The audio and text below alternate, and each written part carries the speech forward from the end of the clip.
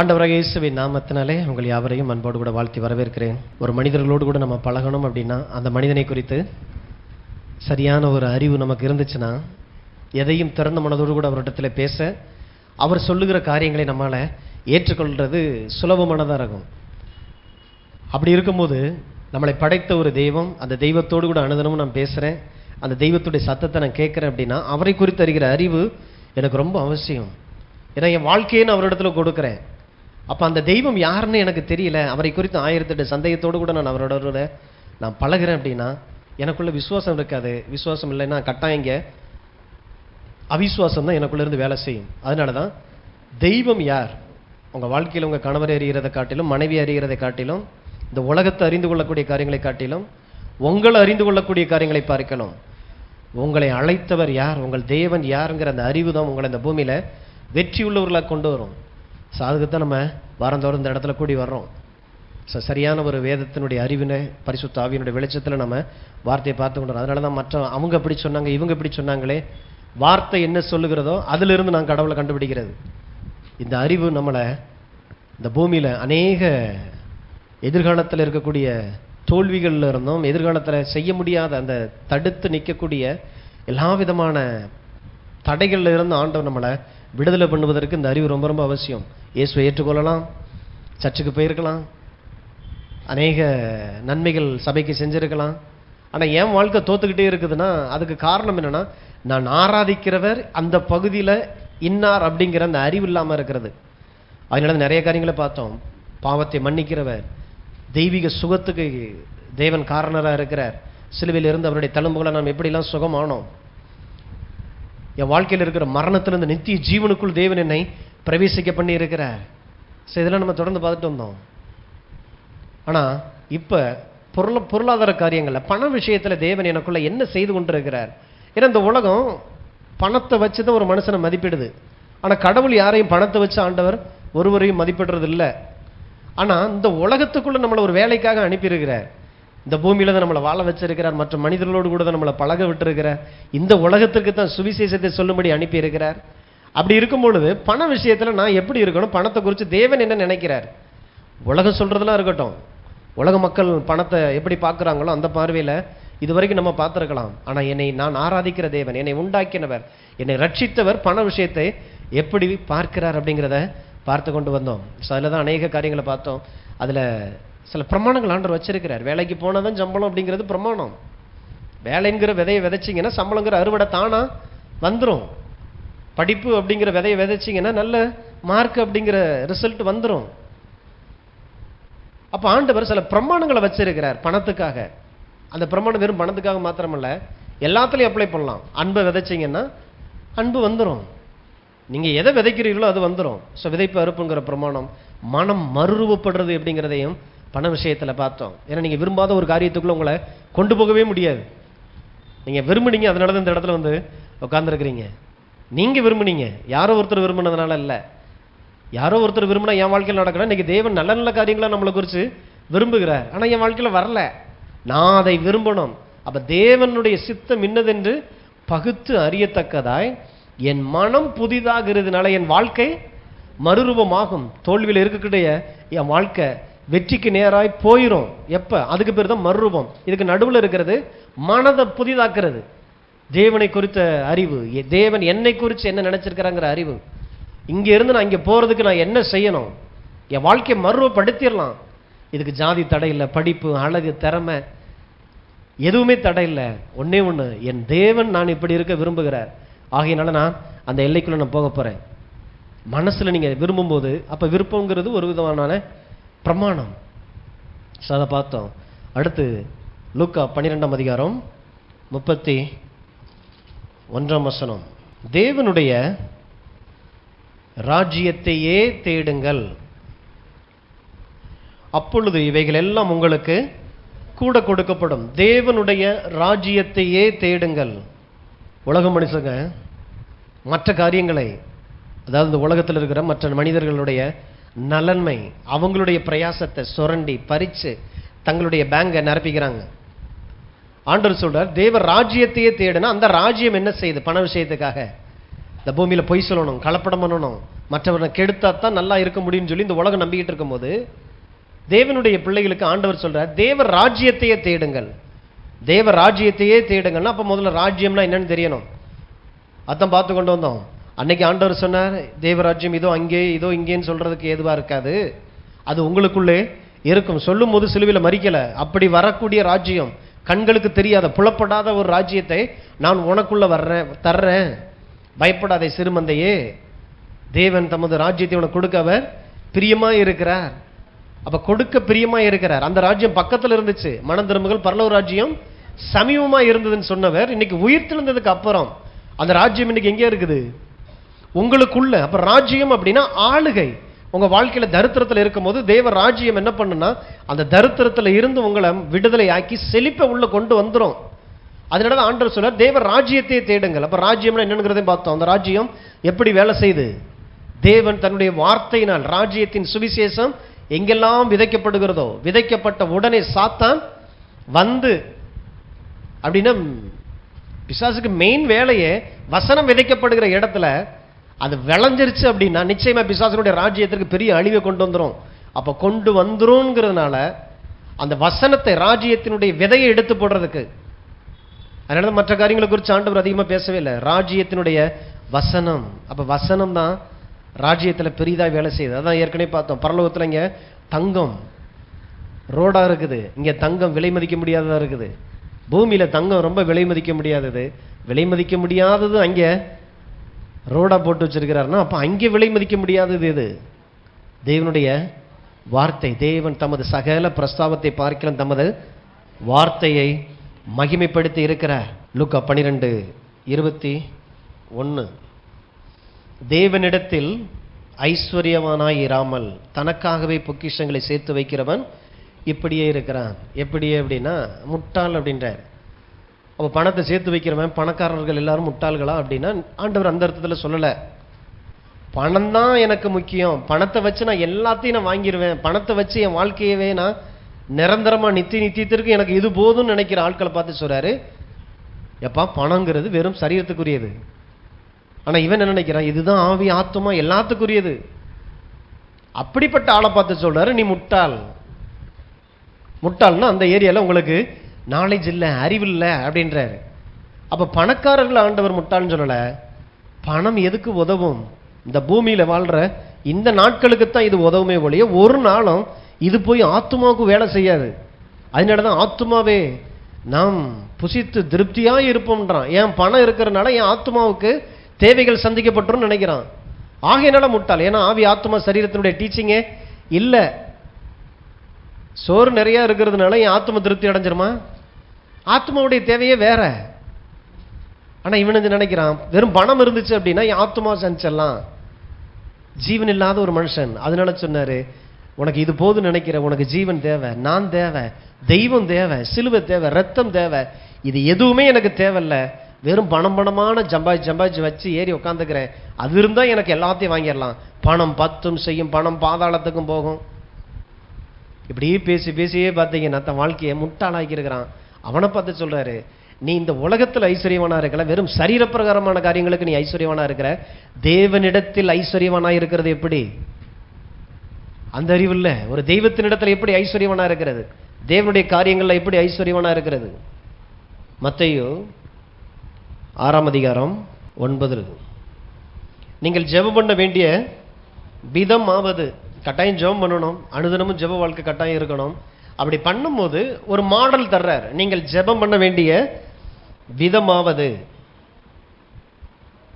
பரமண்டலங்களில் இருக்கிற எங்கள் பிதாவே, உம்முடைய நாமம் பரிசுத்தப்படுவதாக, உம்முடைய ராஜ்யம் வருவதாக, உம்முடைய சித்தம் பரமண்டலத்தில் செய்யப்படுகிறது போல பூமியிலேயும் செய்யப்படுவதாக. ஒரு மெத்தடு காட்டுறார். பரலோக ராஜ்யத்தினுடைய வருகைக்காக ஒரு ஜெபமே பண்றார். அப்ப இதுதான் ஜெபம் சொல்லிட்டு இதையே சொல்லிட்டு இருக்கிறது இல்ல.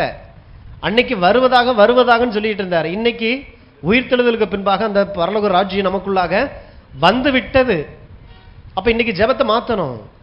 ஆண்டவர் எனக்குள்ள இருக்கக்கூடிய உடைய ராஜ்யத்தை அறிகிற அறிவை எனக்கு தாங்க. இன்னைக்கு எனக்குள்ள வந்துருச்சே, வந்ததுக்கு அப்புறம் இன்னும் வருவதாகன்னு சொன்னா நான் அறிவில்லாம இருக்கிறேன். ஆவிக்குரிய முட்டாளா இருந்துடக்கூடாது. அடுத்து இந்த ஜெபம் சரியான ஜெபம் அப்படின்னா இதை விட மேன்மையானது என்னன்னா, இயேசுடைய நாமத்தில் இந்த ஜெபம் செய்யப்படலை, இயேசு தான் ஜெபம் பண்ணார்.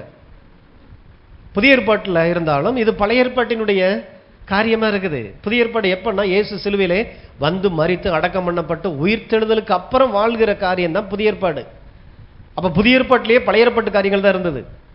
அப்ப உயிர்த்தெழுதலுக்கு அப்புறம் இன்னைக்கு என்ன ஆயிடுச்சுன்னா, இயேசு சொல்ற அந்நாளிலே, இதுவரைக்கும் நீங்க என் நாமத்தினாலே ஒன்றையும் நீங்கள் கேட்கவில்லை, அந்நாளிலே எந்நாளிலே நான் உயிர்த்தெழுந்ததுக்கு அப்புறம், அன்னைக்கு என்னை சொந்த இரட்சகராய் ஆண்டவராய் ஏற்றுக்கொண்டதுக்கு அப்புறம் எதையும் என் நாமத்தினாலே நீங்கள் எதையெல்லாம் கேட்பீர்களோ எல்லாவற்றையும் நீங்கள் பெற்றுக்கொள்வீர்கள்னாரு. அப்ப இந்த ஜெபத்தில் இயேசுடைய நாமம் இல்ல. அப்ப இந்த ஜெபம் இன்னைக்கு பேசப்பட வேண்டியதில்லை, அன்னைக்கு ஜெபம் பண்ணார். அப்ப அன்னைக்கு ஜெபம் பண்ணும்போது சொன்னார், உம்முடைய ராஜ்யம் வருவதாக. அப்படின்னா ஜனங்களுக்கு தேவை இதுதான், இந்த உலகத்துக்கு தேவையே என்னுடைய ராஜ்யம், என்னுடைய ஆளுகை. அப்ப என்னுடைய வார்த்தையோடு கூட ஒரு மனிதனுக்கு இருக்கக்கூடிய உறவு தான் ராஜ்யன்றது. அப்ப தேவ வார்த்தையை நீங்க எந்த அளவுக்கு நீங்க முக்கியத்துவப்படுத்துறீங்களோ அந்த அளவுக்கு ராஜ்யம் உங்களை ஆளுகை செய்கிறது. அப்ப இயேசுடைய நாமம் இன்னைக்கு நமக்கு இலவசமாய் கொடுக்கப்பட்டதா இருக்கிறது. அந்த நாமத்தின் மீது நமக்கு எடுக்கக்கூடிய அந்த அதிகாரம், அந்த உரிமை ராஜ்யத்தினுடைய அதிகார உரிமையா இருக்குது. ஆகையினாலதான் பிலிப்பியர்ல போட்டிருக்குது, எல்லா நாமத்திற்கு மேலாக அவர் எப்ப உயிர்த்தெழுந்ததுக்கு அப்புறம் எல்லா நாமங்களுக்கு மேலாக அவர் உயர்த்தப்பட்டார். அப்படிப்பட்ட ஒரு நாமத்தை பிதாவாகிய தேவன் அவருக்கு கொடுத்தார். அப்ப இன்னைக்கு ராஜ்யம் வந்துருச்சு. வந்ததுக்கு அப்புறமும் இன்னமும் நம்முடைய ராஜ்யம் வருவதாக வருவதாகன்னு சொல்லி ஜெபம் பண்ணக்கூடாது. அப்படி பண்ணும் பொழுது அறிவில்லாம பண்ற ஒரு ஜெபமா மாறிடுது. லூக்கா 17:20, தேவனுடைய ராஜ்யம் எப்பொழுது வரும் என்று பரிசேயர் அவரிடத்தில் கேட்டபோது அவர்களுக்கு அவர் பிரதியுத்தரமாக, தேவனுடைய ராஜ்யம் பிரதியட்சமாய் வராது, இதோ இங்கே என்றும் அதோ அங்கே என்றும் சொல்லப்படுவதற்கு ஏது விராது, இதோ தேவனுடைய ராஜ்யம் உங்களுக்குள் இருக்கிறதே. அவர் சொல்லும் போது கூட இல்லை, உங்களுக்குள் இருக்குதேன்னு சொல்லும் போது கூட ராஜ்யம் இன்னும் வரல. எப்படி நடக்குன்றதை சொல்றாரு. இதோ அங்கே இருக்குது அதோ அங்கே இருக்குன்னு சொல்லி கண்ணுக்கு தெரியக்கூடிய ஒரு ராஜ்யம் இது கிடையாது. ஆகையினாலதான் இந்த ராஜ்யம் உங்களுக்குள்ள இருக்கிறது உங்களுக்கே தெரியாது. அப்ப தெரியாத இருக்கிற ஒரு காரியத்தை உங்களுக்கு விளக்கி சொல்றதுக்கு தான் சபை. அப்ப பிரசங்கம் அப்படிங்கிறது என்னன்னா, கண்களுக்கு காணக்கூடாத இயேசுனுடைய மறைக்கப்பட்ட சிலுவையில முடிக்கப்பட்ட காரியங்களை எடுத்து சொல்லக்கூடிய ஒரு இடம். என்னை பிரமிப்புக்குள்ள ஆழ்த்தணும், எனக்காக முடிக்கப்பட்ட அந்த தேவனுடைய காரியங்களை என்னைய அதுக்குள்ள என்னை நடத்தி கொண்டு போகணும். அதுக்கு பேர் தான் பிரசங்கம். ஏதோ நாலு கதையை சொல்லிட்டு கைதட்டு வாங்கிட்டு போறதில்ல, அங்கே அது நடந்துச்சு இங்கே இது நடந்துச்சுன்னு சொல்லி சில தகவல்கள் சொல்ற இடம் இல்லை. அறிவாளிகள் சேர்ந்து கூடி வர்ற ஒரு கூட்டம் கிடையாது. இது ரெவலேஷன், வெளிப்பாடுகள் நிரப்பப்பட்ட ஒரு பிரசங்கமா இருக்கணும். அதனாலதான் ஆண்டவர் ராஜ்யத்தை மற்ற மனிதர்களுக்குள்ளாக பேசும்பொழுதுலாம் அந்த இடத்துல பெரிய பெரிய மாற்றங்கள் நடந்தது. அப்ப தேவனுடைய ராஜ்யம் இன்னைக்கு எனக்குள்ளாக வந்து இருக்குது. அப்ப உங்க வாழ்க்கையில இதுதான் அதுதான் சொல்லக்கூடிய அளவுக்கு, கண்ணுக்கு தெரியக்கூடிய அளவுக்கு அது இருக்காது. இந்த உலகத்துல மற்ற மனுஷங்களுக்கு நீங்க போய் அதை போய் காட்ட முடியாது. எப்படி காட்டலாம்? உள்ளுக்குள்ள இருக்கிற உங்க ராஜ்யத்தில் நீங்க வேலை செய்ய அந்த ராஜ்யத்தினுடைய சத்தத்துக்கு கீழ்ப்படியும் போது, அதனுடைய பிரமாணங்களுக்கு நீங்கள் கீழ்ப்படியும் போது உங்களுக்குள்ள நடக்கிற ஒரு ரிசல்ட் ஒன்று வெளியில தெரியும் போது இது கண்களுக்கு ஆச்சரியமா இருக்குது. அப்ப சொல்லலாம், நானும் உன் வாழ்க்கை வாழ விரும்புறேன், உன்னை போல இருக்க நானும் விரும்புறேன். அப்படி ஒரு சாட்சியான ஒரு வாழ்க்கை, அந்த வாழ்க்கைக்குள்ள உங்களை கொண்டு வர்றதுக்கு தான் தேவன் தன்னுடைய ராஜ்யத்தை உங்களுக்குள்ள உள்ள வச்சிருக்கிறார். அப்ப அந்த ராஜ்யத்தை குறித்து அறிகிற அறிவு தான்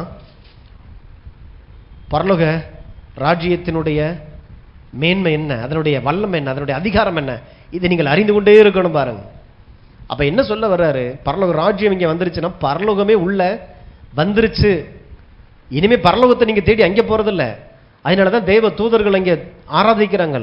சேனைகளின் கர்த்தர் பரிசுத்தர் பரிசுத்தர் பரிசுத்தர், பூமி அவருடைய மகிமையினால் நிறைந்திருக்கிறது. பரலோகம் பூமியில இறங்கி வந்துருச்சு. இப்ப நீங்க ஒருத்தர் தேடி ஒரு இடத்துக்கு போறீங்க, அவர் தேடி இப்ப உங்க வீட்டுக்கு வந்துட்டாரு.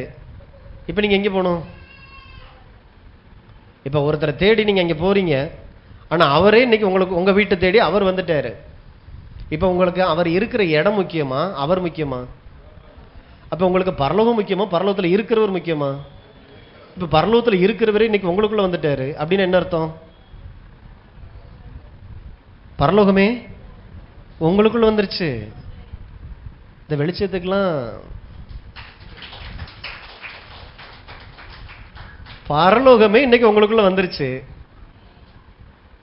பரலோகத்தின் வெறும் இடத்தை தேடி போறீங்களா என்ன? பரலோகத்துக்கு போயிடணும், பரலோகத்துக்கு போயிடணும், பரலோகத்துக்கு போயிடணும். பரலோகமே இறங்கி உங்களுக்குள்ள வந்திருக்குது அப்படின்னா தேவனை அங்கே இருக்கிறவர் வந்துட்டாரு. இனிமே வெறும் இடத்த போய் பார்த்து என்ன செய்ய போறீங்க? இல்ல நான் இயேசு ஞானஸ்நானம் எடுத்த யோர்தானை நான் பார்த்தே ஆகணும், இஸ்ரவேலுக்கு நான் போயே ஆகணும். போகலாம், ஆனா அந்த இயேசு ஏற்கனவே உங்களுக்குள்ளே இருக்கிறாரு. அங்கே இருந்தவர் தான், அங்கே இருந்ததுனால தான் அந்த இடத்துக்கு அவர் இருந்ததுனால, அவர் அந்த நதியில யோர்தான்ல ஞானஸ்நானம் எடுத்ததுனால யோர்தானுக்கு இன்னைக்கு பெருமையாயிடுச்சு.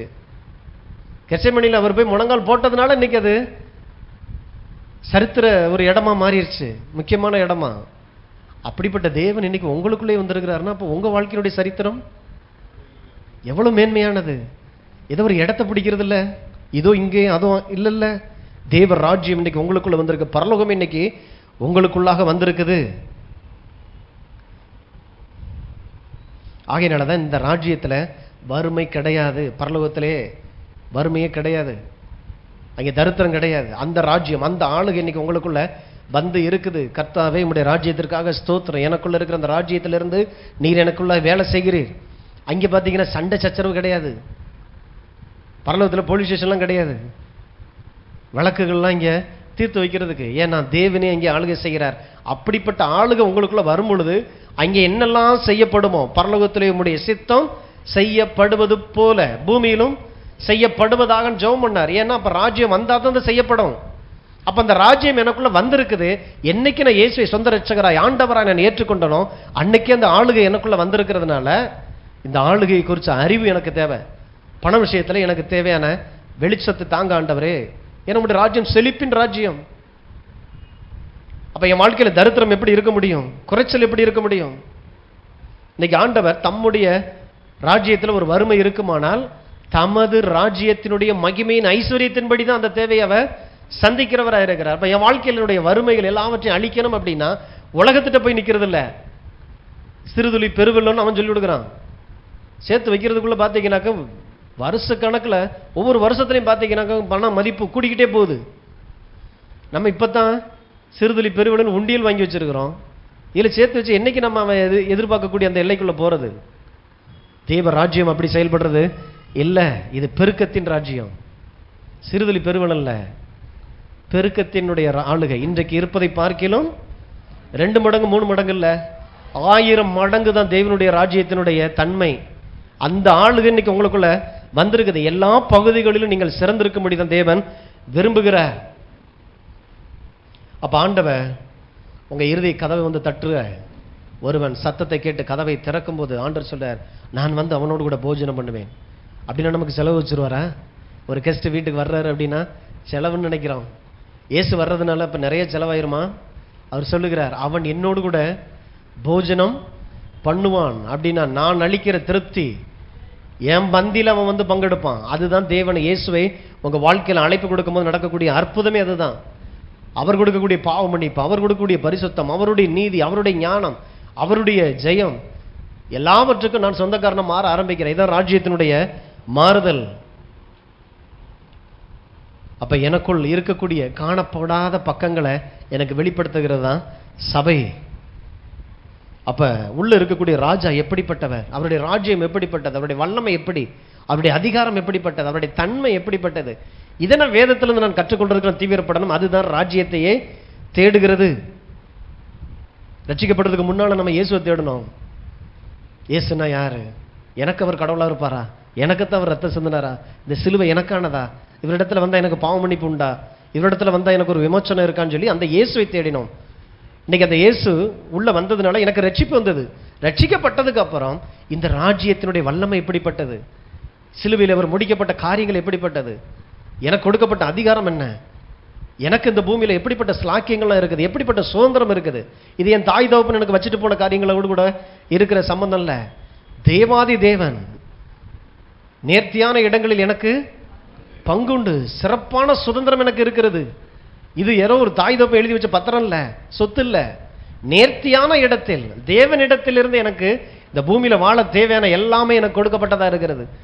என் வாழ்க்கையில் அவர் வச்சு அனுப்பின அந்த தரிசனத்தை நிறைவேற்றுவதற்கு இடம் இருக்குது, கட்டடம் இருக்குது, வாகனங்கள் இருக்குது, ஐஸ்வர்யம் இருக்குது. இது கடவுளை சார்ந்து வாழ்கிற வாழ்க்கையிலிருந்து வருகிற விசுவாசம்.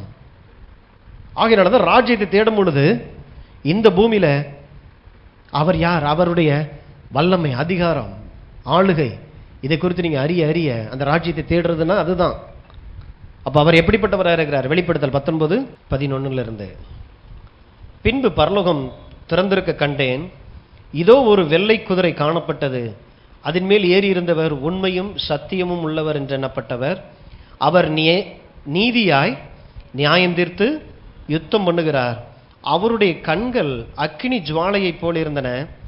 அவருடைய சிரசின் மேல் அநேக கிரீடங்கள் இருந்தன. அவருக்கே என்று வேறொருவருக்கும் தெரியாத ஒரு நாமமும் எழுதியிருந்தது. இயேசு எப்படி இருக்கிறாரா? ஏதோ ஒரு மாட்டு தொழுவத்தில் புல்லணைக்கு முன்னால கிடத்தப்பட்ட ஏதோ ஒரு கை குழந்தை இல்லை, குழந்தை இயேசுவை குறித்து இங்கே பார்க்க வரல. இன்னைக்கு அவர் எப்படி இருக்கிறார்?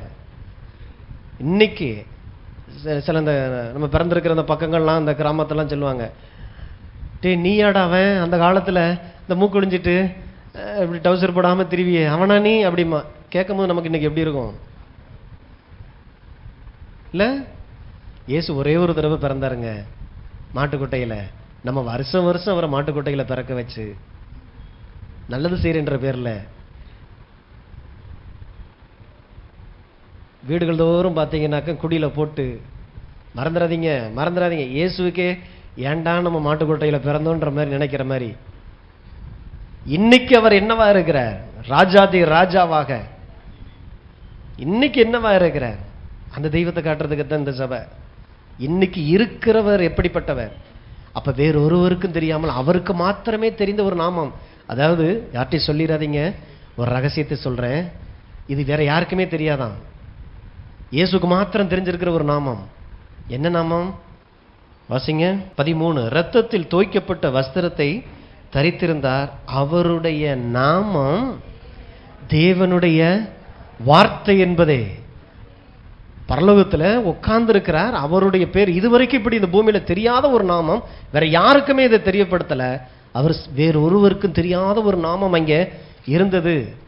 அவருடைய நாமம் தேவனுடைய வார்த்தை. அப்ப அந்த தேவ வார்த்தை உங்களுக்குள்ள வரும்போது அவரே உள்ள வர்றாரு.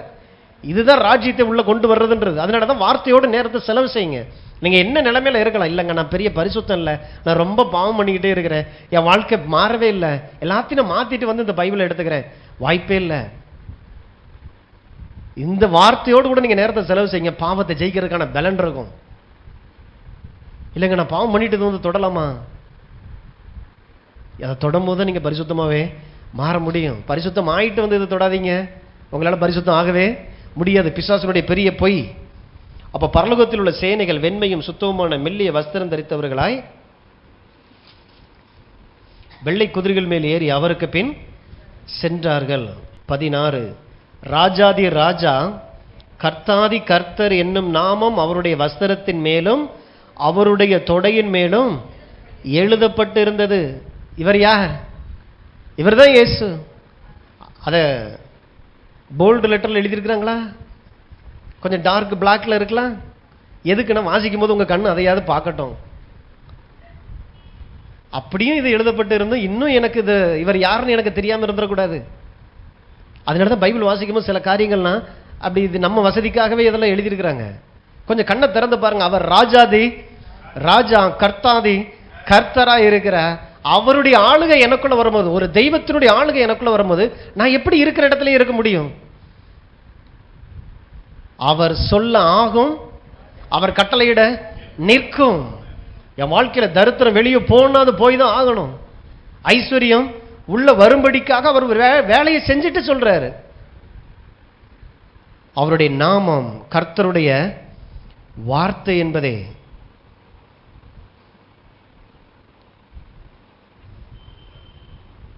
ஆகையினாலதான் நம்ம வாழ்க்கையினுடைய எல்லா விதமான குறைச்சலுக்கு மத்தியில தலை குனிஞ்சு வாழ்ந்திருக்கிற அந்த வாழ்க்கையை தலை நிமிர பண்ணுகிற தேவன் உங்க வாழ்க்கையில தரித்திரத்தை நிமித்தமா அநேக சில கேட்கிற கேள்விகளும் பதில் சொல்ல முடியாது. ஏன்னா நம்ம சரியா வாழல, சரியா அவன் கேட்கிற நேரத்துல கடனை நம்ம திருப்பி செலுத்தல, தலை குனிஞ்சுதான் நிக்கணும். கர்த்தர் சொல்றாரு, நீ மட்டும் தலை குனியல, உன்னோட சேர்ந்து நானும் தான் தலை குனிகிறேன். தேவ ராஜ்யத்தில் அப்படிப்பட்ட உணர்வு, கர்த்தாவே நான் உண்மை தலை குனிய விடாத ஒரு வாழ்க்கை வாழணும், இந்த பூமியில உண்மை வெட்கப்படுத்தாத ஒரு வாழ்க்கை நான் வாழணும் ஆண்டவரே. அது என் தவறுகளா இருக்கலாம், என் கை தவறி இழந்த காரியமா சில காரியங்கள் இருக்கலாம். எனக்கு ஒரு மாதிரி பண்ணுது, என் மேல இருக்கிற அபிஷேகத்துக்கு அது தடையா இருக்குது. ஆண்டவரே, இந்த ஏரியால எனக்கு அற்புதம் செய்யுங்க. வாயை திறந்தப்பதான் கேட்கவே தோணும். அவர் ராஜாதி ராஜாவா பார்க்கணும். நீங்க குழந்தை இயேசுவை பார்த்தா குழந்தைகிட்ட போய் என்ன கேட்பீங்க? குழந்தைகிட்ட போய் நீங்க என்ன கேட்பீங்க? ஏன்னா அவரே குழந்தை இயேசு. பிசாசுடைய பெரிய போய் அவர் இன்று ராஜாதி ராஜாவா இருக்கிறார். ராஜாதி ராஜாவா இருக்கிறார். இன்னைக்கு இருக்கிறவரை கனப்படுத்த பழகுங்க. வெளிப்படுத்தல் 21 12 வாசல்களும் 12 முத்துகளுமாயிருந்தன. ஒவ்வொரு வாசலும் ஒவ்வொரு முத்தாயிருந்தது. நகரத்தின் வீதி தெளிவுள்ள பளிங்கு போல சுத்த பொன்னாயிருந்தது. அதிலே தேவாலயத்தை நான் காணவில்லை. சர்வ வல்லமையுள்ள தேவனாகிய கர்த்தரும் ஆட்டுக்குட்டியானவருமே அதற்கு ஆலயம். அப்ப ராஜா தங்கத்துல தான் பவனியே வந்திருக்கிறார். இந்த இயேசு தான் பூமிக்கு குழந்தையா வந்தார். இந்த இயேசு தான் மாட்டுக்கொட்டைக்கு வந்தார். நம்ம இங்க இருந்துட்டு அங்கே பார்த்தா சந்தேகம் வருது. இவர் எப்படி மாட்டுக்கொட்டையில பிறந்தவர் எப்படி தங்கத்துல நடக்க முடியும்? இவருக்கு எப்படி இவ்வளவு பெரிய? அங்க இல்ல, இயேசு இங்க வர்றதுக்கு முன்னால எங்க இருந்திருக்கிறாருங்கிறத காட்டார். அந்த வீட்டுல இருந்து, அப்படிப்பட்ட இடத்துல இருந்துதான் இயேசு உங்க மேல வச்சிருக்கிற அன்பின் நிமித்தமாக அந்த புழுதியில நடக்க அவர் வந்தார். உங்க மேல வச்சிருக்கிற அன்பின் நிமித்தமாக தான் மாட்டுக்கொட்டைக்கு வந்தார். ஏன் அப்படின்னா என்னைய அந்த இடத்துக்கு தூக்குறதுக்காக. அப்ப அந்த இடத்துக்கு தூக்குறதுக்காக பரலோகத்துக்கு கொண்டு போறதுக்கு இல்ல, பரலோக வாழ்க்கையை இந்த பூமியில நான் வாழணும் அப்படின்னா நான் இருக்கிற இடத்துக்குள்ள அவர் வரணும். எளியவன் குப்பையில இருந்தேன். அப்ப எனக்கு ஒருத்தங்க ஹெல்ப் பண்ண விரும்புறாங்க. எங்க வருவாங்க? நான் இருக்கிற இடத்துக்கு நீ வாப்பான்னா கூடுவாங்க. முதல்ல என் மேல இருக்கிற அன்பின் நிமித்தமா நான் இருக்கிற இடத்துக்கு அவர் வந்தார். குப்பையில் இருந்து தூக்கணும் அப்படின்னா அவர் அந்த குப்பைக்குள்ள வரணும். யார் வருவா? ஒரு தேவன் வந்தாருங்க. அதான் தெய்வத்தினுடைய அன்பு. இப்படிப்பட்ட அந்த தங்க வீதியில நடந்துகிட்டு இருந்த அந்த குமாரன், செல்ல பிள்ளையா இருந்தவன், உங்க மேல வச்சிருக்கிற அந்த அன்பு நிமித்தமாய் இந்த பூமிக்கு இறங்கி வந்த. அப்ப இயேசு அப்படிங்கிறவர் ஏழைகளுக்கு சாமி இல்லை, ஏழைச்சாமியும் கிடையாது. ஏழைச்சாமியும் கிடையாது, ஏழைகளுக்கு அவர் சாமியும் கிடையாது. ஏழையா இருக்கிறவன் உள்ள வந்தா இவர் எங்க இருக்கிறாரோ அந்த இடத்துக்கு தூக்குனதுக்கு அப்புறம் இவன் எப்படி ஏழையா இருக்க முடியும்? ஏழைகளை நேசிக்கிறார், ஏழைகளை அழைக்கிறார், இருக்கிற இடத்துல இருக்கிறதுக்காக இல்ல. அப்ப தரித்திரர்களுக்கு ஆண்டவர் இடத்துல வரும்பொழுது நடக்கிற சம்பவம் என்னன்னா, அவர் எந்த ஸ்தானத்தில் இருக்கிறார் அந்த ஸ்தானத்துக்கு நானும் போகிறேன். அதனாலதான் எண்ணங்கள் மனசை மறுவப்படுத்தணும். பல வருஷம் ஆகியும் இன்னும் என்னால முன்னேற முடியல. தேவனுடைய காரியங்களை குறிச்சாலே எனக்கு சந்தேகம் தான் வருது. ஆண்டவர் இருக்கிறாரா? என் அழுக கேட்கிறாரா? என் ஜபத்துக்கு ஏன் பதில் வர மாட்டேங்குது? அவரை அறிகிற அறிவினால்தான் நமக்கு விடுதலை. 2 கொரிந்தியர் 8:9 நம்முடைய கர்த்தராகிய இயேசு கிறிஸ்துவின் கிருபையை அறிந்திருக்கிறீர்களே, அவர் ஐஸ்வர்யம் உள்ளவராய் இருந்தோம். இப்ப இந்த வசனத்துக்கு அர்த்தம் தெரியுதா? பரலோகத்தில் அவர் ஏற்கனவே ஐஸ்வர்யவானாய் இருந்தார். அவர் ஏற்கனவே ஐஸ்வர்யம் உள்ளவராய் இருந்தும் நீங்கள் அவருடைய தரித்திரத்தினாலே ஐஸ்வர்யவான்கள் ஆகும்படிக்கு உங்கள் நிமித்தம் தரித்திரர் ஆனாரே. அவர் ஐஸ்வர்யவானா தரித்திரவரா? ஐஸ்வர்யவான். அப்ப தரித்திரன் போட்டிருக்கே, அவருடைய தரித்திரத்தினாலே நீங்கள் ஐஸ்வர்யவான்கள் ஆவீர்கள். அப்ப அவருடைய தரித்திரம்னா எந்த தரித்திரம்? சிலுவையில் எப்படி தரித்திரரானார்? ஏதாவது வேண்டாத வேலையெல்லாம் செஞ்சு சொத்துக்கத்தெல்லாம் வித்து அப்படியே தரித்திரரானார். எப்படி தரித்திரரானார்? உங்களுடையத எடுத்ததுனால அவர் இன்னைக்கு தரித்திரராயிருக்கிறார். அப்ப உங்களுடையதை எடுத்துட்டா இப்ப உங்கள்கிட்ட இல்ல, இல்லாத ஒண்ணை நீங்க வச்சு எப்படி வாழ முடியும்? அப்ப தரித்திரம் எனக்குரியது இல்ல. என் தகப்பன் இயேசு சிலுவையில் எல்லாவற்றையும் சுமந்து தீர்த்திருக்கிறார். இன்னைக்கு அவருடைய ஐஸ்வர்யம் உங்களுக்கு சொந்தமானதாய் இருக்கும்படிக்கு. அப்ப அந்த ஐஸ்வர்யம் எப்படி உள்ள வரும்? ராஜ்யம் உள்ள வரும்போது தான் அது உள்ள வரும். இன்னைக்கு அமெரிக்காவில் பிறந்திருக்கிற குழந்தைக்கு அமெரிக்கா சில சலுகைகளை வைக்குது. நம்ம இங்க இருந்து அதை கேள்விப்படுறோம். கேள்விப்பட்டதுனால அது அங்கே வந்துடாது, உங்க வாழ்க்கையில் வந்துடாது. அங்கே உள்ள சில ஸ்லாக்கியம் வரணும்னா என்ன ஆகணும்? முதல்ல இந்தியன் அப்படிங்கிற அடையாளம் அழிக்கப்படணும். அழிக்கப்படணும் என்ன செய்யணும்? இந்தியனா இருந்து, இந்தியனா வாழ்ந்து, இந்தியனா செத்து அமெரிக்கனா பிறக்கணும். புரியுதுங்களா? அதனாலதான் மறுபிறப்பினுடைய நிச்சயம் இதுக்குத்தான் தேவை. மீட்பு அப்படிங்கிறது மகா பெரிய அற்புதம் இன்னைக்கு உங்களுக்குள்ள நடந்திருக்குது. ஏற்கனவே பாவத்துக்கும் சாபத்துக்கும் தரித்திரத்துக்கும் பிள்ளையா இருந்த நம்மளை ஆண்டவர் அதுல சாகடிச்சு உங்களுக்குள்ளாக பிறக்க வச்சிருக்கிறார். அதுக்கு பேர் தான் மறுபிறப்பு. அதனாலதான் தமது வசனத்தினாலே மறுபடியும் உங்களை ஜெனிப்பித்தார், பெற்று எடுத்திருக்கிறார் வார்த்தையினால். அப்ப ஏற்கனவே நீங்கள் பிறந்தது தேவனுடைய வார்த்தையா இருக்குமானால் தேவனுடைய வார்த்தையில தான் நீங்க இன்னைக்கு வாழவும் செய்யணும். வார்த்தை இல்லாம நான் கிறிஸ்தவ வாழ்க்கை வாழ்றேன் அப்படின்னா கொஞ்சம் சந்தேகப்படணும். எனக்கு வார்த்தையே தேவையில்ல, வசனமே தேவையில்ல, ஏதோ ஒரு சில பிரமாணங்கள் சில பாரம்பரியங்களை வச்சிருக்க, எனக்கு அது போதும் அப்படின்னா ஆவிக்குரிய வாழ்க்கையில பெரிய மாற்றம் இருக்காது. அதனாலதான் தேவனுடைய வார்த்தைக்கு முக்கியத்துவம் கொடுக்கணும். தேவனுடைய வார்த்தை என்பது அவருடைய நாமம். இது வேற யாருக்குமே தெரியாது. அவரால் அன்றி வேறு ஒருவருக்கும் தெரியாத ஒரு நாமம் ஒன்று எழுதியிருந்தது, தேவனுடைய வார்த்தை என்பதே. அப்ப அவர் யார் என்பதே புரிந்து கொள்றதுல கவனம் செலுத்துங்க. உங்க வாழ்க்கையில எதிர்பாராத அனுகூலங்கள் உண்டாகும், ஆச்சரியமான அனுகூலம் உண்டாகும். பண விஷயத்துல அற்புதம் நடக்க ஆரம்பிக்கும். ஏன்னா உங்களை அழைத்தவர் யாருங்கிற அறிவில் இருந்துதான் உங்க வாழ்க்கை மாறப்போகுது. ஆண்டவரே, என் சொந்த மதத்தெல்லாம் விட்டனே, என்னுடைய ஜாதியை விட்டனே, என்னுடைய மதத்தை விட்டனே, எல்லாத்தையும் விட்டுட்டு நாங்கள் உங்களை பின்பற்றி இருக்கிறோமே.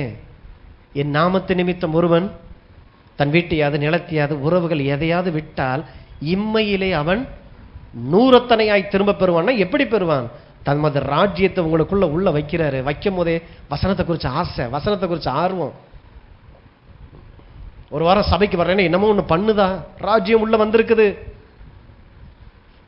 உபை பண்ணுங்க. அதுக்கு சபை கூடி வருதலை விட்டு விடாதிருங்கள். ஏன்? ராஜ்யம் அங்கிருந்தா பேசப்படுது. ராஜ்யத்தினுடைய செய்தி கேட்க கேட்க உங்களுக்குள்ள இருக்கிற காரியங்கள் உங்களுக்குள்ள இருந்து இப்ப வெளியில தெரிய ஆரம்பிக்குது. ஏற்கனவே இருக்கிற ராஜ்யம் தான், ஆனா அது வெளியில வரணும்னா அதை குறித்த செய்தியை நீங்க கேள்விப்படணும். அப்ப ஏற்கனவே உங்களுக்குள்ள மூடி இருக்கிற அந்த உலகத்தினுடைய புழுதி, தூசி, தவறான காரியங்கள், அவிசுவாசம், அவநம்பிக்கை, இவை எல்லாவற்றிலிருந்து விடுதலை ஆகணும்னா அந்த திரைச்சலை கிழிக்கப்படணும். அநேகர் பார்த்தீங்கன்னா அவர் கிழிச்சிட்டு வெளியில வந்துட்டாரு. நம்மளுடைய இருதயத்தில் போட்டிருக்கிற அந்த திரைச்சலை, லாசருவே வெளியே வாழ்ந்தவன் நம்ம கல்லுல இருந்து எந்திரிச்சிட்டான். ஆனா ஆள் செயல்பட முடியாமையே இருக்கிறான். ஏன்? உள்ள துணியை போட்டு சுத்தி ஒரு பாடியை கட்டி வச்சிருக்கு. இப்ப பாடி எந்திரிச்சிச்சு, பல வருஷமா எந்திரிச்சு, ஆனா ஆளு நடக்கவே முடியல. அதனால சொல்றாரு, இப்ப கட்டு நீ அவிழு, அதையும் கட்டுகள் அவிழ்வதாக அவர் சொல்லியிருக்கலாம். கட்டை நீ அவிழ்த்தரணும், நீ தான் அவிழ்க்கணும். அதனாலதான் மற்றவன் மரித்து போயிருக்கிறான், அவன் பக்கத்துல நீ போய் படுத்துக்கிட்டு நீயும் மரித்தவனை போல நடந்து கொள்ளாத, ஜீவன் உள்ளவர்களாய் நடந்து கொள்ளுங்கள். அப்படின்னு என்ன அர்த்தம் அப்படின்னா, எனக்குள்ள கிறிஸ்து இருக்கிறார், கிறிஸ்துடைய ராஜ்யம் எனக்குள்ள வந்திருக்கு, நான் ஏன் இப்படி குறைவுல இருக்கணும்? என் வாழ்க்கையில் நடக்க வேண்டிய சம்பவங்கள் ஏன் இன்னும் நடக்கல? கேள்வி வரணும். ஏதோ தலை எழுத்துங்க, ஆண்டவர் செஞ்சுட்டாருங்க, இப்படி போயிட்டு இருக்கிறேங்க. எவ்வளவு பெரிய ராஜ்யத்தை உள்ள வச்சுட்டு என் வாழ்க்கையை நான் இன்னும் மாற்ற முடியாம உட்கார்ந்துருக்கிறேன்னா, அப்ப ஆண்டவரே எனக்கு உடைய ராஜ்யத்தை குறித்து தானே அறிவைத்தாரும், என் வாழ்க்கை மாறட்டும். அப்ப அவர் யார் அப்படிங்கறத புரிந்து நீங்க தொழில் செய்ய ஆரம்பிங்க. அங்கிருந்து உங்களுக்கு அற்புதம் நடக்க ஆரம்பிக்கும். அவர் இன்னாருங்கிற அந்த அறிவு தான் உங்க வாழ்க்கையில தொழில ஜெயமாய் மாற பண்ணும். கர்த்தருடைய அந்த சத்தம் உங்க வாழ்க்கையில புறப்பட்டு வரும். அடுத்து சொல்றாரு மத்தேயு 6:33, முதலாவது தேவனுடைய ராஜ்யத்தையும் அவருடைய நீதியையும் தேடுங்கள், அப்பொழுது இவையெல்லாம் உங்களுக்கு கூட கொடுக்கப்படும். முதலாவது அப்படின்னா எதையுமே தேடாதீங்க, தேவ ராஜ்யத்தையே தேடுங்கன்னா இப்ப படிக்காதீங்க, வேலைக்கு போகாதீங்க, குடும்பம் நடத்தாதீங்கன்னு சொல்லல. எல்லாம் பண்ணுங்க, ஆனா உங்களுக்கு எது பிரதானமானதா இருக்கணும்? தேவனுடைய ராஜ்யம். வேலைக்கு போகணும், ஆனா தேவ ராஜ்யம். குடும்பம் நடத்தணும், தேவ ராஜ்யம். படிக்கணும், தேவ ராஜ்யம். தேவ ராஜ்யத்துக்காக வேலை செய்யறேன், தேவ ராஜ்யத்துக்காக குடும்பம் நடத்துறேன், தேவ ராஜ்யத்துக்காகவே நான் படிக்கிறேன். அப்பொழுது இவை யாவும் உங்களுக்கு சேர்த்து கூட கொடுக்கப்படும். மற்றவர்கள் ரொம்ப எஃபர்ட் போட்டு ஒன்ன பண்ணுவான், நம்ம எஃபர்ட்லெஸ்ஸா எல்லாத்தையும் செஞ்சு முடிச்சுட்டு போயிடலாம். ஆனா தேவ ராஜ்யத்தை தேடும் போது, அப்ப பைபிளையே வாசிக்கிட்டோன்னா என் வாழ்க்கை மாறிடுமா? காலையில் எழுந்து உடனே அதிகாலையில் எழுந்து இருட்டோடு நேரப்பட வேளையில் தரித்து வருத்தத்தின் அப்பத்தை புசிப்பது விருதா? அது விருதான்றார். தேவ ராஜ்யம் இல்லாம இல்லைங்க, காலையில் எந்திரிக்கிற இத்தனை மணிக்கு இது, இத்தனை மணிக்கு அது, அதனால எனக்கு டைமே இல்லை, பைபிள் வாசிக்க முடியல, ஜெபம் பண்ண முடியல, கடனுக்கு எடுத்த காரியங்களும் செய்ய முடியல. அதான் ஞாயிற்றுக்கிழமை ஆச்சுன்னா சர்ச்சுக்கு வந்துடுறேன் இல்லையா? ஞாயிற்றுக்கிழமை 1 மணி நேரங்கிறது தியரி கிளாஸ், பிராக்டிக்கல் வாரம் முழுசும் மறந்துடக்கூடாது. அப்போ தியரி நடத்தும் போது கவனமாக கேட்டிங்கன்னா உள்ளுக்குள்ள அந்த இமேஜினேஷன் உள்ள வரும். இதை இதோட கலக்கணும், இதை இதோட சேர்க்கணும், இப்படி சேர்த்தா இதோட ரிசல்ட் இப்படி வரும். ரைட்டு, கேட்டுட்டோம். இப்போ போய் ப்ராக்டிக்கல் பண்ணும்போது சரியாக பண்ண முடியும். இப்போ வாரம் ஃபுல்லா ராஜ்யத்தினுடைய மனப்பான்மையிலே இருந்து சொன்னாரே, பைபிள் வாச்சா இப்படி இப்படிலாம் இருக்கும், தேவனுடைய வார்த்தை என்பது அவருடைய நாமம் சொல்லியிருக்கிறாரு. அப்போ வாசிக்கும் போது என்னமோ ஒன்று உண்டாகுமே, இது ஏதோ நியூஸ் பேப்பர்ல, இது ஏதோ ஒரு மேகசின் கிடையாது, இது தேவனுடைய வார்த்தை. இயேசுவை என் மடியில வச்சிருக்கிறேன், அவரோடு கூட நான் உறவு கொள்றேன். வாசிக்கும் போது இது இல்லாம என் வாழ்க்கை சக்சஸா இருக்கணும்னா எப்படி? அதனாலதான் மாற்றம் வரல. கிறிஸ்து வந்து 2000 வருஷம் ஆயிடுச்சு, இதோ நான் சீக்கிரமாய் வருகிறேன்ட்டு போனார். ஏன்னா ராஜ்யத்தின் சுவிசேஷம் எல்லா பக்கங்களிலும் எல்லா தேசங்களும் அறிவிக்கப்பட்டதுக்கு அப்புறம் தான் முடிவு வரும். யுத்தங்கள், நாடுகளுக்கு நாடு யுத்தங்கள், பஞ்சங்கள், பேரழிவுகள்லாம் வரும். முடிவு வராது. எப்பதான் வரும்? இந்த ராஜ்யத்தினுடைய சுவிசேஷம் அறிவிக்கப்படணும். முதல்ல எனக்கு தெரியணும் ராஜ்யத்தின் சுவிசேஷங்கிறது என்னது. ஒவ்வொரு வாழ்க்கைக்கும் ஒவ்வொரு வார்த்தையோடு கூட எனக்கு இருக்கிற உறவு, அந்த ஐக்கியத்திலிருந்து வருகிற வாழ்க்கை முறை. உலகம் எனக்கு கற்றுக் கொடுத்துருக்கு, என் தமிழ்நாடு கலாச்சாரம் எனக்கு ஒன்று கற்றுக் கொடுத்துருக்கு. அது இல்லை. இன்னைக்கு மொழிகளை வச்சும் மதத்தை வச்சும் அநேக பிரிவினைகள் உள்ள போயிட்டு இருக்கு. எல்லா மொழிகளுக்கும் தகப்பனா இருக்கிறவன் இயேசு. ஒரே மொழி இருந்துச்சு, பற்பல மொழிகள் எல்லாமே பாபில் கோபுரம் கட்டும் போது உண்டாயிடுச்சு. இன்னைக்கு சொல்றாங்க எங்க மொழி பெருசு, உங்க மொழி பெருசுன்ட்டு. எல்லாவற்றையும் உருவாக்கினவர் சொல்றாரு, என்னப்பா சத்தம் இங்க, நான் இந்த சத்து ரொம்ப பெருசா இருக்கு, நாங்க தான் நீங்க தான் அப்படின்னு சொல்லி போடுற போட்டி. எல்லாத்தையும் உண்டாக்கினவர் அமைதியா இருக்கிறாரு. நாம் அவரை குறித்து அறிந்து, அதனாலதான் உலகத்துல மற்ற யாரும் சொல்ல முடியாத ஒரு காரியத்தை தேவ ஆவியானவர் சொல்லி கொண்டிருக்கிறார். நாம் பாக்கியவான்களா இருக்கிறோம். அதனாலதான் ஏதோ ஒன்று பார்த்துட்டு அப்படி வீறு கொண்டு எழுந்துடக்கூடாது. நம்ம வேற. தேவ ராஜ்யத்தினுடைய ரகசியம் நமக்கு வெளிப்படுத்தப்படுகிறது. அப்ப இங்க சொல்றாரு நீதி. அடுத்து தேவ ராஜ்யத்தை தேடுங்கள், அவருடைய நீதியை தேடுங்கள். நீதி எப்படின்னா தேவ ராஜ்யம் உள்ள வந்திருக்கிறதுனால இன்னைக்கு நீங்க என்னவா இருக்கிறீங்க. நீதி எப்படின்னா தேவனுடைய சமூகத்தில் எவ்விதமான குற்ற உணர்வோ பாவ உணர்வோ ஆக்கின தீர்ப்பின் உணர்வோ இல்லாமல் தேவ சமூகத்தில் போய் நிற்கக்கூடிய ஒரு திராணி, ஒரு ஆற்றல். தேவ ராஜ்யம் எனக்குள்ள வந்திருக்கிறதுனால நான் இன்னைக்கு ஏலை குப்பை புழு தூசின்னு சொல்லிட்டு இருக்கிறது இல்ல. ராஜ்யம் உள்ள வந்திருக்கிறதுனால நீதி எனக்கு உண்டாயிருக்கு. எப்படிப்பட்ட நீதி? இந்த தேவனிடத்துல நான் எப்பனாலும் போய் நான் கேட்டு பெற்றுக்கொள்ள முடியும், எதையும் கேட்டு பெற்றுக்கொள்ள முடியும். இந்த நீதியை அதிகமா நீங்க சம்பாதிக்க முடியாது. ஏன்னா இயேசுவே என்னுடைய நீதியாய் இருக்கிறபடினால நீதியினுடைய உணர்வு, நீதியை குறித்ததான அறிவுல நீங்க வளரணும். அதுக்கு தான் தேவனுடைய வார்த்தை ஆண்டவர் தந்திருக்க, பரிசுத்த ஆவியை தந்திருக்கிறார். அப்ப தேவனுடைய ஆளுகை எனக்கு வந்திருக்கு. வந்ததுனால நான் என்னவா இருக்கிறேன்? தேவனுடைய பிள்ளையா இருக்கிறேன், பரிசுத்தவனா இருக்கிறேன், தேவனால் ஏற்றுக்கொள்ளப்பட்டவன், பாவம் மன்னிக்கப்பட்டவனாய் தேவனுடைய உன்னதங்களிலே வலது பாரசத்திலே உட்கார வைக்கப்பட்ட தேவ பிள்ளையா நான் இருக்கிறேன். இதுதான் தேவ நீதி. இதை தேடிக்கிட்டு இருக்கும் போது மற்றவை எல்லாம் சேர்த்து கூட கொடுக்கப்படும். மற்ற மனுஷங்கள்லாம் எது கூட கொடுக்கப்படுமோ அதுக்கு ஓடிக்கிட்டு இருக்கிறான். நான் அதுக்கு நேர் எதிராக போக சொல்றார் ஆண்டவர். நீ யாருங்கிற அறிவுல வா, நான் யாருங்கிற அறிவுல வா. அந்த நேரம் உனக்கு வேஸ்டான நேரம் இல்லை. கூட கொடுக்கப்படுகிறத தேடுறானே அது கூட சில நேரங்கள் அவனுக்கு கிடைக்காம போயிருது. தேடி தேடி போய் பார்த்தீங்கன்னா ஏமாந்து போயிடுறான். ஆனா இதை தேடுகிறவர்களுக்கு நிச்சயமாய் 100க்கு 100 ரிசல்ட் இருக்குது. அப்ப ராஜாவையும் அவரிடத்துல இருக்கக்கூடிய என்னுடைய உரிமை என்னங்கிறதை தேடும் பொழுது இவை யாவும் சேர்த்து கூட கொடுக்கப்படும். மத்தேயு 17 இந்த உணர்வுல இருந்த இயேசு எப்படி இருந்திருக்கிறார்? 24 இருந்து அவர்கள் கப்பர்நகூமில் வந்தபோது வரிப்பணம் வாங்குகிறவர்கள் பேதுருவினிடத்தில் வந்து, உங்கள் போதகர் வரிப்பணம் செலுத்துகிறது இல்லையா என்று கேட்டார்கள். செலுத்துகிறார் என்றான். அவன் வீட்டிற்குள் வந்தபோது அவன் பேசுகிறதுக்கு முன்னமே இயேசு அவனை நோக்கி, சீமோனே, உனக்கு எப்படி தோன்றுகிறது?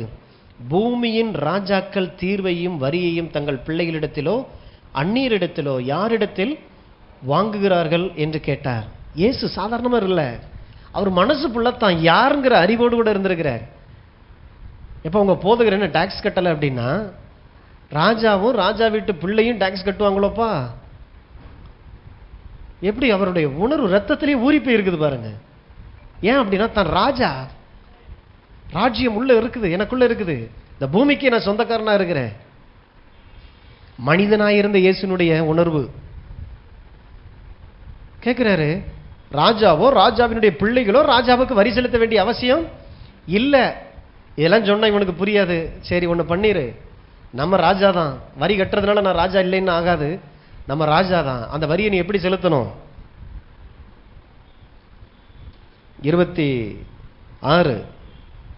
அதற்கு பேதுரு, அந்நியரிடத்தில் வாங்குகிறார்கள் என்றான். இயேசு அவனை நோக்கி, அப்படியானால் பிள்ளைகள் அதை செலுத்த வேண்டியதில்லையே, ஆகிலும் நாம் அவர்களுக்கு இடரலா இல்லாதபடிக்கு நீ கடலுக்கு போய் தூண்டில் போட்டு முதலாவது அகப்படுகிற மீனை பிடித்து அதன் வாயை திறந்து பார், ஒரு வெள்ளிப்பணத்தை காண்பாய், அதை எடுத்து எனக்காகவும் உனக்காகவும் அவரிடத்திலே கொடு என்றார். வரி எப்படி கட்டுறாராம்?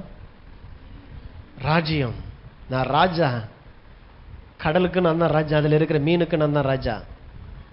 தூண்டில போடு, வளைய போட சொல்லலை, வளைய போட்டு நிறைய மீனை பிடிச்சிரு, நிறைய மீனில் ஏதாவது ஒரு மீனுக்குள்ள வெள்ளிப்பணம் இல்லாமையா போயிட போகுது, உட்காந்து அதை பிடிச்சி அப்படி அப்படி சொல்லலை, தூண்டிய போடு, ஒரே ஒரு மீனை பிடிப்ப, அந்த மீனை திறந்து பாரு. அப்படின்னா ஏதோ ஒன்று என்னைக்கோ விழுங்கி வச்சிருக்கக்கூடிய வெள்ளிப்பணத்தை விழுங்கி வச்சிருக்கிற மீனுக்கு இந்த சத்தம் கேட்குது. ராஜா பேசியிருக்கிற, என்னை தான் கூப்பிடுறாரு, என்னை தான் கூப்பிடுறான்னு சொல்லி இவன் இருக்கிற தூண்டிக்கு ஓடி வருது. ராஜ்யம் எப்படி செயல்படுதுங்கிறத கண்டுபிடிக்கணும். ராஜ்யத்தினுடைய மனப்பான்மை, நான் யாரு, இந்த ராஜாவின் பிள்ளையா நான் இருக்கிறேன், நான் எப்படி தரித்திரத்தில் இருக்க முடியும், ஓட்டாண்டியா நான் எப்படி இருக்க முடியும், என் வாழ்க்கையில் எப்படி தோல்வி இருக்க முடியும்? உணர்வு. இயேசு சாதாரணமா தெரிகிறாரு, ஆனா அவருக்குள்ள இருக்கக்கூடிய அந்த உணர்வை பாருங்க. ராஜாவோ அவருடைய பிள்ளைகளோ வரி கொடுப்பாங்களோ, என்ன வார்த்தை தெரியுமா அதெல்லாம், அவருக்குள்ள ஊறி போயிருந்தது. இன்னைக்கு நமக்கும் ஆண்டவர் ராஜ்யத்தினுடைய உணர்வுல தான் வாழும்படி அழைக்கிற. ராஜ்யத்தினுடைய உணர்வு இங்கிருந்து தான். இதுதான் தேவனிடத்தில் ஐஸ்வர்யமா இருக்கிறது. பணமே இன்னைக்கு உங்கள்கிட்ட இல்லாம இருக்கலாம், பர்சில் ஒண்ணுமே இல்லாம இருக்கலாம், ஆனா தேவனிடத்தில் ஐஸ்வர்யமானா இருக்கிறது. என்னை அழைத்தவர் எப்படிப்பட்டவர்ங்கிற அறிவு தான் உங்களை இந்த பூமியில சக்சஸா உங்களை வாழ வைக்கும். வேற எதையோ ஒன்று கொண்டு வர்றதுனாலயோ எதையோ ஒன்று சம்பாதிக்கிறதுனால இல்லை. எது உங்களை சம்பாதிக்க வைக்கிது? எந்த உணர்வு உங்களை சம்பாதிக்க வைக்கிது? எந்த எண்ணத்தில் நீங்க முதல்ல வேலைக்கு போறீங்க, தொழில் செய்றீங்க? இல்லைங்க இதை செஞ்சு பார்த்தாங்க சரியா வரல, இப்ப நான் இதை செய்ய போறேன், அதுவும் சரியா வராது, அதுக்கப்புறம் எல்லாத்தையும் செஞ்சு பார்த்தா எதுவுமே சரியா வரல, கடைசியில் என்ன ஆயிடுச்சு, நானே சரியில்லை, நான் சரியில்லை, நான் சரியில்லை, நான் சரியில்லை. கடைசியில் பார்த்தீங்கன்னா என்னைய உண்டாக்குனவரே சரியில்லைங்க, நான் சரிதான், என்னை உண்டாக்குனவ மிஸ்டேக்கா என்னை உண்டாக்கிட்டாருங்க. எத்தனை பேர் இப்படி பேசிட்டு தெரியுறாங்க தெரியுமா? முதல்ல உணர்வு உள்ள வரட்டும், நான் தேவனுடைய பிள்ளையாய் இருக்கிறேன், ராஜ்யம் எனக்குள்ளாக வந்து இருக்குது. அதனாலதான் ஆண்டவர் அந்த ராஜ்யத்தின் வேலைக்கு போகும்போது சொல்றாரு, எப்பா போகும்போது பணப்பையை எடுத்துட்டு போகாதீங்க. இந்த சொல்லிட்டார் இல்லையா ஆண்டவர், பணப்பையவே எடுத்துட்டு போகக்கூடாதுன்னு. இன்னைக்கு இருக்கிற ஊழியர்கள்லாம் பாருங்க, அவன் அந்த காரில் போறான், இப்படி வீட்டை கட்டி இருக்கிறான், இப்படி பணக்காரனா இருக்கிறான் அப்படின்னு. பர்ஸை எடுத்துட்டு போகாதேன்னா ஆண்டவர் யாருக்கிட்ட தான் சொல்லுவாரு? பெரிய பர்ஸ் வச்சிருக்கிறவன்ட்ட தான் சொல்றாரு இல்லையா? எப்ப பர்ஸை எடுத்துட்டு போகாத, என் வேலைக்காக போற, என் ராஜ்யத்தின் வேலைக்கு நீ போறதுனால என் ராஜ்யம் உனக்கு எப்படி தேவையை சந்திக்குதுன்னு பாரு. பெரிய பர்ஸ் வச்சிருக்கிறான், பர்ஸே இல்லாதவன்ட்ட இவர் சொல்லியிருப்பார். ஆனால் அடுத்த வார்த்தை அவன் என்ன கேட்டிருப்பான்? ஆண்டவரே எந்த பர்ஸை சொல்றீங்க, நான் தான் ஏற்கனவே பர்ஸ் இல்லாம தானே இருக்கிறேன் இல்லையா? அப்ப பெரிய பர்ஸ் வச்சிருக்கிறவன்ட்ட சொல்றாரு. கடவுளை தேடி வந்தவங்க எல்லாம் தரித்திரம் பிடிச்சவங்க இல்ல, ஏழைகள் இல்ல. அதனாலதான் வார்த்தையை சரியா கவனிக்கணும். ராஜ்யத்தின் வேலையை செய்யற அத்தனை பேருமே பெரிய பெரிய பணக்காரர்களா இருந்திருக்கிறாங்க. நம்ம தப்பா பார்த்துட்டு இருக்கோம். இந்த தேவனிடத்துல போயிட்டு சாதாரண ஒரு எம்எல்ஏ எம்பிக்கு பக்கத்து வீட்டுக்காரனே என்ன ஒரு வாழ்க்கை வாழ்றான் இல்லையா? அப்படியே அனுசரிச்சு அனுசரிச்சு அப்படி போய் போய் போய் பார்த்தீங்கன்னா அந்த டெண்டர் இந்த டெண்டர்னு சொல்லி எடுத்து வேற லெவலில் வந்துடுறாங்க. பக்கத்து வீட்டுக்காரன், நான் இன்னைக்கு அவருக்கு பிள்ளையா பிறந்திருக்கிறேன், நான் யாரோ மாதிரி ஒரு வாழ்க்கை நான் வாழ்ந்துட்டு இருப்பேன், ஆனால் என்னை விட பரிதவிக்கக்கூடிய ஆள் யாரு? கெட்டகுமாரன் கதையில் வர்ற அண்ணன் கேரக்டர் தான். ஐயோ நான் அவன் தான் தொலைஞ்சு போனான்னு பார்த்தேன், என் பக்கத்துல இருந்துகிட்டு நீ தூரமா இருந்திருக்கிறியப்பா. நிறைய பேர் கடவுளுக்கு பக்கத்திலே இருக்கிறோம், ஆராதிக்கிறோம், சமூகத்தை தேடுறோம், ஆனா கடவுளுடைய எண்ணங்களுக்கு தூரமா இருக்கிறோம். ஒரு ஆட்டுக்குட்டியாகிலும் அவர் சொல்றாரு, எப்பா எதையாவது நீ எடுத்து நான் வேணான்னு சொல்லியிருக்கிறேனா? என்னுடையது எல்லாம் உன்னுடையதாய் இருக்கவில்லையா?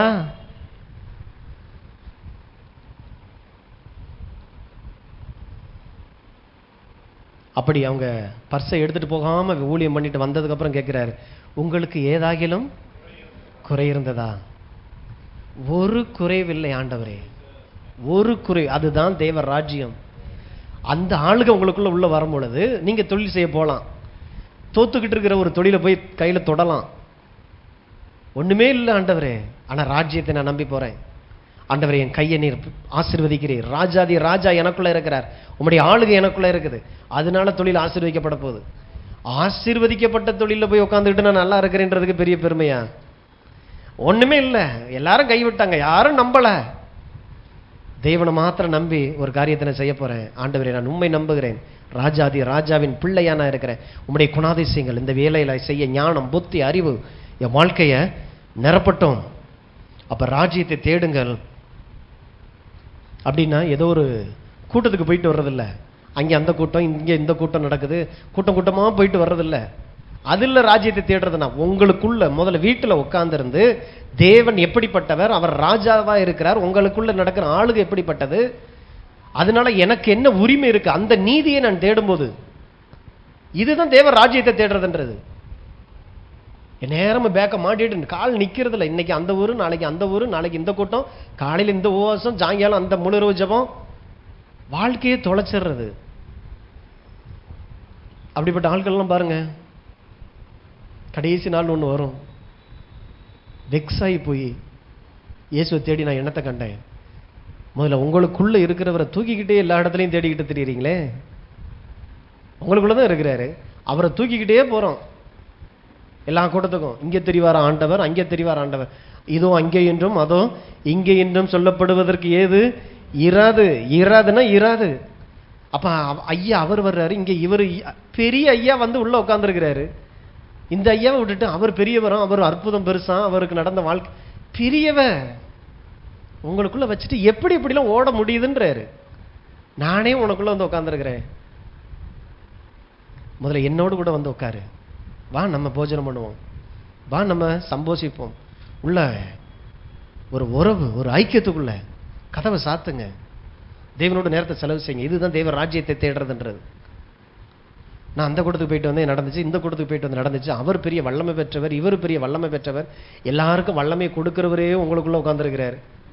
அவருக்கு இந்த வரம் பெருசா இருக்குதான், பிள்ளி சூனியத்தெல்லாம் அவர் அப்படி கண்ணை மூடினாலே அப்படி எடுத்துருவாராம், தகடு எடுக்கிறதுல பெரிய வரம் பெற்றவராம். ஒத்த வரத்தை தானே வச்சிருக்கிறார், 9 வரங்களையும் வச்சிருக்கிற பரிசுத்த ஆவியானவர் உங்களுக்குள்ள உட்கார்ந்துருக்கிறார். அப்ப உங்களுக்கு ஒரு வேலை இல்லையா பாஸ்டர்? இதை சொல்றதுக்கு தான் எங்களுக்கு வேலை. எல்லா வரங்களையும் உடையவர் உங்களுக்குள்ள இருக்கிறார், இதை சொல்றதுக்கு தான் நாங்க ஆசீர்வதிக்கப்படுறோம். அதுக்கு தான் எங்களுக்கு வேலையும் கொடுத்துருக்கிற. வீட்டில் உட்காந்து முதல்ல உங்களுக்குள்ள இருக்கிறவரை தேடுங்க, கண்டுபிடிங்க. அங்கே இருந்து தான் உங்க வாழ்க்கை மறுரூபப்படுகிறதா இருக்குது. அப்ப ராஜ்யம் அப்படிங்கிறது, தேடுறது அப்படிங்கிறது என்னது? ராஜாவை குறித்து அறிகிற அறிவு, அவருடைய ஆளுகையில் என்னெல்லாம் செய்யப்படும், அவருடைய வல்லம் என்ன, அவருடைய அதிகாரம் என்ன, அவருடைய தன்மை என்ன, அதுதான் தேவ ராஜ்யத்தை தேடுறது. அதை தேடுறதுன்னா எங்கே போகணும்?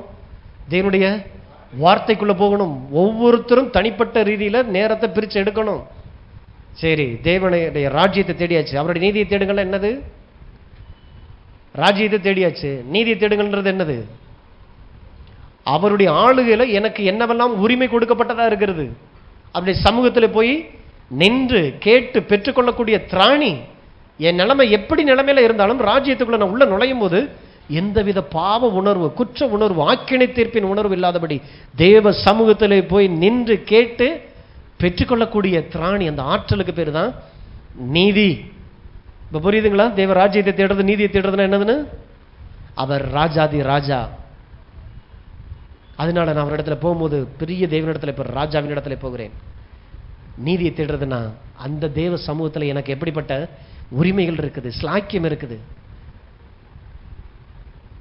அதை தேடும் பொழுது மற்றவை எல்லாம் உங்களுக்கு சேர்த்து கூட கொடுக்கப்படும். கூட கொடுக்கப்படும். லவா லவான்னு போட்டு அப்படியே அடிச்சுட்டு இருக்கிறது இல்லை, இதுக்கு என்ன செய்வோம், அதுக்கு என்ன செய்வோம், இதுக்கு என்ன செய்வோம்னு. முதல்ல தேவனை, அவருடைய ராஜ்யத்தை தேடுங்கள், நீதியை தேடுங்கள், மற்ற யாவும் உங்களுக்கு சேர்த்து கூட கொடுக்கப்படுகிறதா இருக்கிறது. ஆமென். விசுவாசிக்கிறீங்களா? இதான் வெளிச்சம், இதான் வெளிப்பாடு. இதை மறைச்சு இதோ ஒன்று வேணும்னு சொல்லி வேற ஒன்று நீங்க தேட வேண்டிய அவசியம் இல்லை. முதல்ல கிடைச்ச வெளிச்சத்தில் உண்மையா இருங்க. டார்ச் லைட் இன்னைக்கு இந்த இவ்வளவு உயர்ந்து அடிக்குதுன்னா முதல்ல அதுல நடந்து போங்க. அங்கே போனதுக்கு அப்புறம் அடுத்த இல்லைக்கு அது தானா உங்களை கூட்டிட்டு போயிடும். எங்கேயோ டிவியில் பார்த்துட்டு ஸ்டேடியத்தில் ராத்திரியவே பகலாக மாற்றி வச்சிருக்கிறாங்கன்னு சொல்லி அதை பார்க்கறது இல்லை, அது டிவியில் தான் தெரியும். வாழ்க்கையில் தெரியணும். முதல்ல உங்கள் வாழ்க்கைக்கு ஆண்டவர் கொடுத்த வெளிச்சத்தில், ஆண்டவரை நான் ராஜாவை நான் தேடுகிறேன், உண்மை நான் ஆராதிக்கிறேன். யாரா நீங்க ஆராதிக்க போறீங்க? ராஜாவின் சமூகத்திலே முகவாட்டமாக போகக்கூடாது, துக்க முகத்தோடு கூட போகக்கூடாது. ஏன்னா ராஜாவை நீங்க அவமானப்படுத்துறீங்க. இந்த ராஜா எனக்கு எதுவுமே செய்யலை, இந்த ராஜா என் வாழ்க்கைக்கு எந்த நன்மையுமே செய்யலைன்னு சொல்றீங்க. அப்ப முதல்ல செஞ்ச நன்மை எண்ணி பாருங்க. துதிக்கும் போது, ஆராதிக்கும் போது, உள்ளுக்குள்ள போகும்போது நன்றி நிறைந்த இருதயத்தோடு கூட உள்ள போகக்கூடிய இந்த இருதயத்தில் வச்சுக்கோங்க. அந்த ஸ்லாக்கியத்துக்குள்ள, அந்த நீதிக்குள்ள உள்ள வாங்க. உங்க வாழ்க்கை ஆசீர்வதிக்கப்பட்ட வாழ்க்கையாய் மாறும். ஆமென். கரங்களை தட்டி நம்ம ஆண்டவருக்கு நன்றி சொல்லுவோம். Thank you holy spirit. ஹல்லேலூயா. நம்ம எல்லாரும் எழுந்து நிற்போம், ஜெயிப்போம். தகப்பனேமா நன்றியோடு கூட துதிக்கிறோம். உடைய அன்பின் வார்த்தைக்காக நன்றி செலுத்துகிறோம். இதோ தேவ ராஜ்யம், அதோ அங்கே என்றும் இதோ இங்கே என்று சொல்வதற்கு ஏது வராது. தேவ ராஜ்யம் உங்களுக்குள் இருக்கிறது என்று சொன்னீரே, அந்த வார்த்தையை நாங்கள் நம்புகிறோம், விசுவாசிக்கிறோம். பரலோகத்தில் நடந்து கொண்டிருக்கக்கூடிய உம்முடைய ஆளுகை, உம்முடைய வல்லமை, உம்முடைய அதிகாரம் ஆண்டவரே வார்த்தையாகிய இயேசுவின் மூலமாக எங்களுக்குள் வந்து விட்டதே, இதற்காய் ஸ்தோத்திரிக்கிறோம். வந்த ராஜ்யத்தை நாங்கள் கொண்டாடுகிற ராஜா, பரலோகத்தை சுமந்தவர்களாய் நாங்கள் இந்த பூமியில நிற்கிறோமே ராஜா. ஆண்டவரே எங்கள் மூலமாய் ஆண்டவரே இந்த உலகம் பரலோகத்தை காணுவதாக, ஆண்டவரே எங்கள் வாழ்க்கை நடந்து கொண்டிருக்கிற எல்லா விதமான போராட்டங்கள், இழப்புகள் எல்லாவற்றையும் சரி செய்கிற அந்த ராஜ்யத்தின் மூலமாய் ஆண்டவரே அநேக ஜனங்கள் உம்மை அறிந்து கொள்வதற்கு ஏதுவாய் இருக்கும்படி எங்களை ஆண்டவரே உமக்கென்று சாட்சியாய் வாழ பலப்படுத்துகிறீரே, இதற்காய் ஸ்தோத்திரம். நல்ல பரிசுத்த தேவ ஆவியானவர வார்த்தையின்படியே உடைய பிள்ளைகளுடைய வாழ்க்கையினுடைய எல்லா குறைச்சலையும் உம்முடைய ராஜ்யத்தின் மகிமையின் ஐஸ்வர்யத்தின்படி நிறைவாக்கப்படுவதாக, கையின் பிரயாசங்களிலே மிச்சம் எடுக்கவும் ஆண்டவரே என் பாத்திரம் நிரம்பி வழிகிறது என்று சொல்லக்கூடிய ஒரு வாழ்வுக்காய் நீர் அழைத்திருக்கிறீர், அதற்காய் ஸ்தோத்திரம். ஆசீர்வதிக்கிற ராஜா, குடும்பங்களிலே சமாதானம் உண்டாவதாக. இயேசுவின் நாமத்தினாலே ராஜ்யத்தினுடைய சமாதானம் ஒவ்வொரு குடும்பத்தையும் ஆளுகை செய்யட்டும் ராஜா. ஞானம், புத்தி, அறிவு, கடவுளுக்கு பயப்படுதல் இன்னதென்பதை அறிந்து கொள்ள பிள்ளைகளுடைய கண்கள் திறக்கப்படட்டும். ஆண்டவரே உமக்கு கீழ்ப்படுகிறது சுகந்த வாசனையாய் மாறட்டும். ஆண்டவரே பிரியமான ஒரு காரியமாய் மாறட்டும். ஆசீர்வதிக்கிறேன். பெரிய காரியங்களை செய்ய, அற்புதம் அதிசயங்கள் குடும்பங்களில் நடப்பதாக. துதி கன மகிமை எல்லாவற்றையும் உமக்கே தருகிறோம், இயேசுவின் நாமத்தில் பிதாவே.